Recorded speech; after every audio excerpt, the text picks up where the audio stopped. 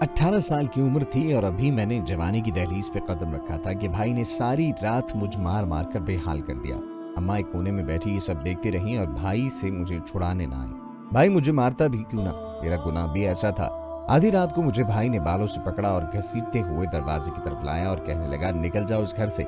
आज स्कूल से वापस आई तो बैग एक तरफ फेंका और खाना खाकर अपने कमरे में आराम करने चली गई। आज मुझे बहुत अजीब लग रहा था और मैं बेड पर लेट गई। लेटते ही थकावट से ऐसी आंख लगी कि कुछ भी याद न रहा और मैं हसीन ख्वाबों की लपेट में चली गई और ख्वाबों की दुनिया देखने लगी। लेकिन अभी कुछ देर ही हुई थी कि घबराहट के मारे मेरे जिस्म से पसीने छूटने लगे और मेरा दिल बहुत जोर जोर से धड़कने लगा। मैं अचानक घबरा कर उठी और अपने चेहरे से पसीना साफ किया और साथ पड़े पानी के जग से गिलास में पानी डालने लगी। अभी मैं गिलास की तरफ हाथ बढ़ाया ही था कि इस कदर मेरा दिल खराब हुआ कि भागकर वॉशरूम पहुंची और फिर ऐसी मतली शुरू हुई कि रुकने का नाम ही न ले रही थी। मेरी आवाज सुनकर अम्मा भी दौड़ी चली आई और मेरी कमर को सहलाने लगी। मेरी हालत गैर होती जा रही थी और अम्मा घबराहट के साथ साथ मुझे मुसलसल कोसे जा रही थी कि और खाओ, स्कूल की कैंटीन का गंद हो गया ना पेट खराब। 1000 बार मैंने मना किया है कि वहां का खाना साफ नहीं होता, मत खाया करो, मगर जवान औलाद सुनती ही कहाँ है। कुछ देर के बाद जब मेरी तबीयत संभली तो अम्मा ने मुझे सहारा देकर बेड पर लिटा दिया और नींबू पानी लाने का कहकर चली गई। मैं उनके जाते ही फिक्र के मारे उठकर बैठ गई, क्योंकि मैं जान चुकी थी कि मेरी हालत स्कूल के कैंटीन के खाने की वजह से नहीं हुई, बल्कि मेरी बेअक्ली की वजह से हुई है।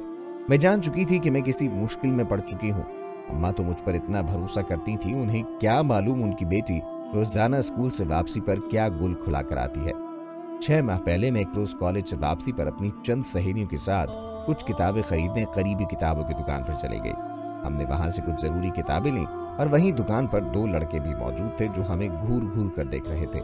इनमें से एक मेरी सहेली से, जबकि दूसरा मुझसे बात करने की कोशिश कर रहा था, लेकिन दुकान पर रश होने की वजह से उन्हें मौका न मिला। मैं इस सब से वाकिफ न थी, इसलिए घबराहट में दुकान से बाहर आकर खड़ी हो गई और अपनी सहेलियों के आने का इंतजार करने लगी। तभी उनमें से एक लड़का मुझे ढूंढते बाहर आ गया और मुझसे मुखातिब होकर मेरा नाम पता पूछने लगा। मुझे इस पर बड़ी हैरत हुई कि पहली ही बार में कोई कैसे इस हद तक पहुंच सकता है कि मैं उसे अपना नाम और पता दे दूं। मैंने बिना कुछ कहे उससे कुछ फासला अख्तियार कर लिया और अपनी सहेलियों को आवाज देने लगी कि जल्दी वापस आओ। तो उसने मेरी अदम दिलचस्पी और घबराहट को महसूस कर लिया और मुझे पर्ची थमा गया, जिस पर उसने अपना नाम और नंबर दर्ज कर रखा था। मैं उसकी इस हरकत पर और भी भड़क उठी और वो पर्ची वहीं उसके सामने फाड़ कर जमीन पर फेंक दी और गुस्से से उसे घूरा। इतने में मेरी सहेलियां भी वापस आ गए और वो मुझे उसके साथ खड़ा देखकर मुझसे सवालों जवाब करने लगी। मैंने उन्हें खातिर में न लाते हुए वहां से जल्दी चलने का कहा। सारे रास्ते मेरी सहेलियां मुझे छेड़ती रहीं कि ये सब कब से चल रहा है, तुम तो बड़ी छुपी रस्तम निकली। मैंने उन्हें झड़क दिया कि ऐसा कुछ नहीं जैसा तुम सब सोच रही हो, मैं तो उसे जानती भी नहीं। ये कहकर मैं तेज तेज कदमों से आगे बढ़ने लगी और पास से गुजरते रिक्शे को रुकने का इशारा किया और उसमें बैठकर घर को चली गई। मेरी इस हरकत पर मेरी सहेलियां भी काफी हैरान थी। उन्हें लगता था कि जैसे मैं उनसे कुछ छुपा रही हूँ और राज खुल जाने पर भाग रही हूँ, हालांकि ऐसा बिल्कुल नहीं था। मैं तो खुद इस वाकये से काफी घबरा गई थी। घर जाकर भी मैंने किसी से कोई बात न की और खाना खाकर सो गई। अगले दिन रूटीन के मुताबिक टाइम पर तैयार होकर स्कूल पहुंच गई। मेरी सब सहेलियां गोया मेरे ही इंतजार में दरवाजे के पास खड़ी थी। मैंने कल के वाकये पर उनसे माजरत की और उन्हें सारी बात बता दी कि मैंने खुद उस लड़के को पहली बार देखा था। वो मुझसे बात करने की कोशिश कर रहा था तो मैंने तुम लोगों को बुला लिया। उन्होंने मेरी बातों पर जोर जोर से हंसना शुरू कर दिया और कहने लगी कि पागल, इसमें इतनी डरने वाली क्या बात है? खूबसूरत हो, जो भी लड़का देखेगा बात करने की या दोस्ती करने की कोशिश तो करेगा ना, और वैसे भी इसमें हर्ज ही क्या है? इस उम्र में तो ये सब आम सी बात है। मैं ताज्जुब से उनके चेहरों की तरफ देखने लगी। वो एक बार फिर मुझ पर हंसने लगी और मैं उलझन में फंस गई कि सही क्या है और गलत क्या। इतने में उन्होंने मुझे साथ लिया और कैंटीन का रुख किया। कुछ दिन ऐसे ही गुजरते रहे। इस दौरान हम 2 बार और उसी किताबों वाली दुकान की तरफ भी गए, लेकिन मुझे वो लड़का दोबारा नजर न आया। मैंने भी आहिस्ता आहिस्ता इस बात को जहन में बिठा लिया कि उस दिन जो कुछ भी हुआ था वो महज इत्तेफाक था। ऐसे कोई पहली नजर में किसी पर आशिक नहीं हो जाता कि इसके इंतजार में खुद को हलकान करता फिरे।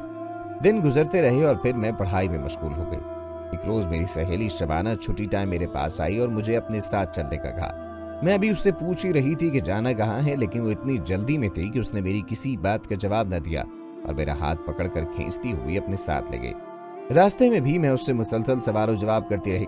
आखिर उसने मुझे बता ही दिया कि वो किसी लड़के से मिलने जा रही है जिसकी कुछ दिनों पहले ही किताबों की दुकान में मुलाकात हुई थी। मैं समझ गई कि उन दोनों में से एक ही लड़का है जो हमें उस दिन किताबों की दुकान में घूर रहे थे। मैंने उसे सवालिया नजरों से देखा कि तुम ये किन चक्करों में पड़ गई हो, तो वो कहने लगी कि वो मुझसे बहुत मोहब्बत करता है और शायद मैं भी। अब तो लगता है कि मैं उसके बगैर जी ही नहीं सकती। इसके मुंह से इतने फिल्मी जुमले सुनकर मेरी तो हंसी ही नहीं रुक रही थी। इतने में हम एक आइसक्रीम पार्लर पर रुके और उसने मुझे अंदर साथ जाने का कहा।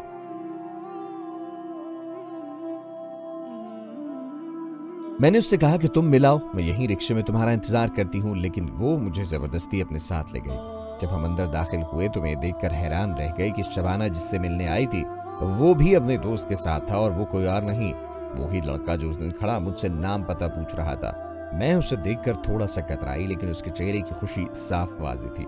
हम आमने सामने बैठ गए और उन्होंने आइसक्रीम लाने का कहा। शबाना अपने मनपसंद लड़के के साथ बातों में मशगूल थी, जबकि उसका दोस्त जिसका नाम सगीर था उसकी नजर मुसलसल मेरे चेहरे से टकरा रही थी। मैं बस आइसक्रीम में चम्मच घुमाई जा रही थी। मैं शबाना को बार बार वापस जाने को कहती, जिस पर वो सिर्फ 2 मिनट के कहकर बातों में मशगूल हो जाती। इतने में सगीर ने मुझे एक बार फिर मुखातिब किया और मुझसे मेरा नाम पूछा।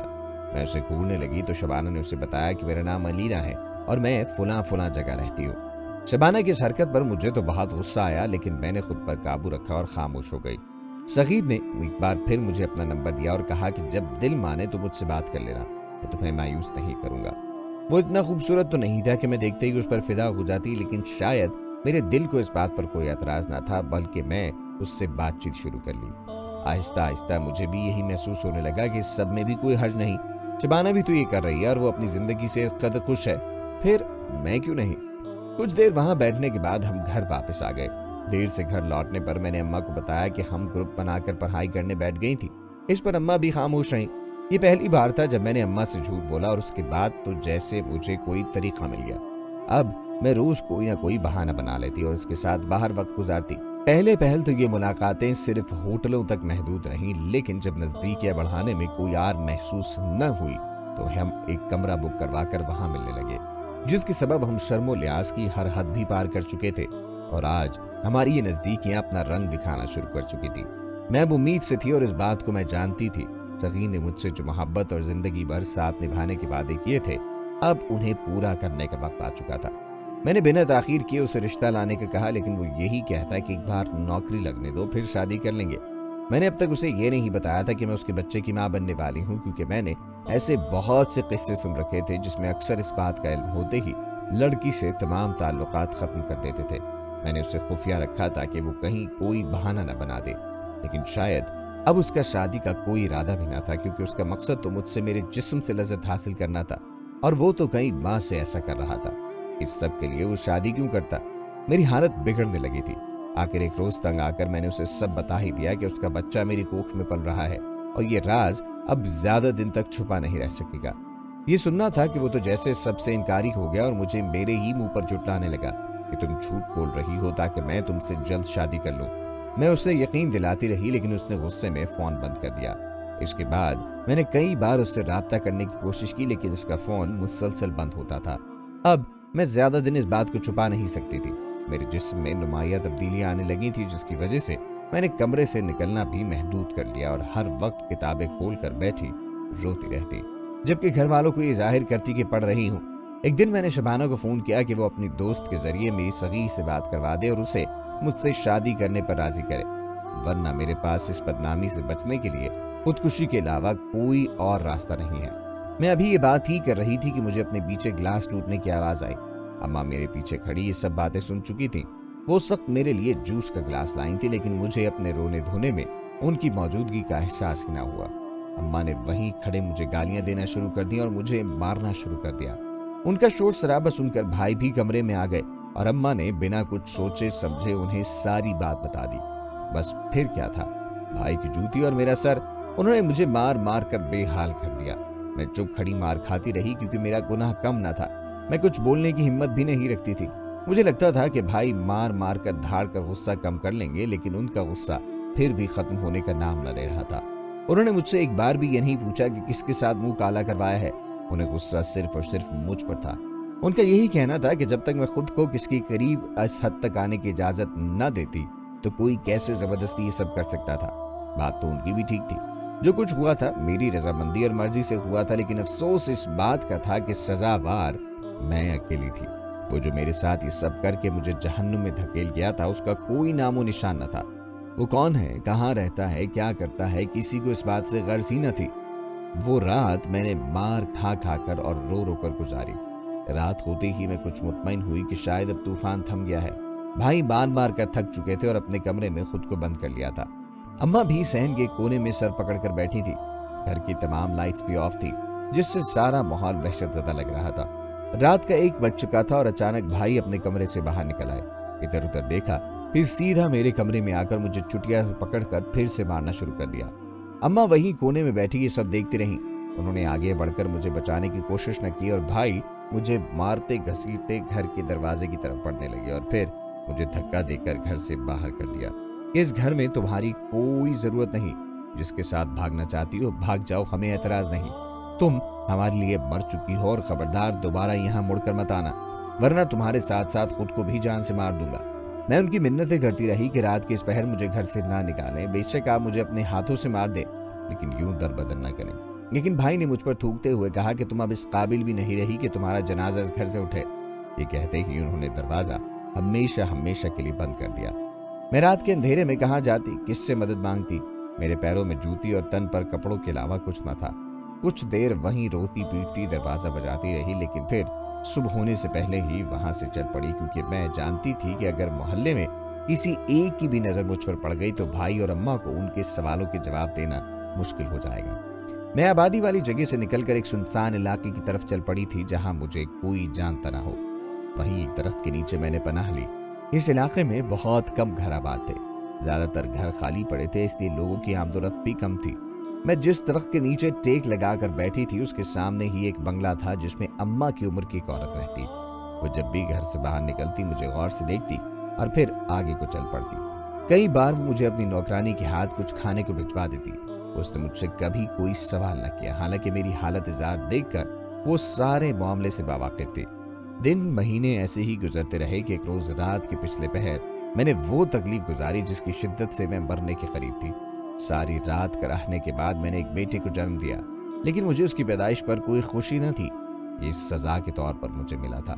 सुबह हुई तो वो उम्र रसीद औरत पहली बार खुद मेरे पास आई और मेरे सर पर हाथ रखकर कहने लगी कि बस अब तुम्हारी सजा खत्म हो चुकी है।